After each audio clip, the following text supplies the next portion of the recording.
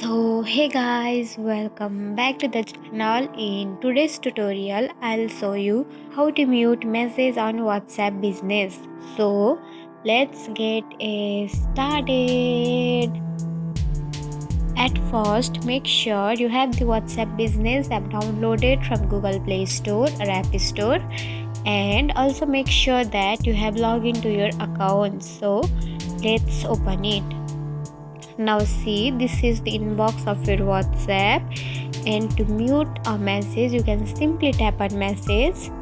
Then you will find option of pin, delete, mute and many more. So tap on mute option, which is at the second last option available on top right corner of your screen. So tap on it.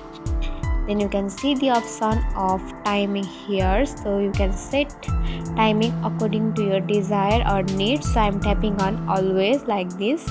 Then once everything is done, you can simply tap on OK here like this. Now see, your message has been muted successfully on WhatsApp Business.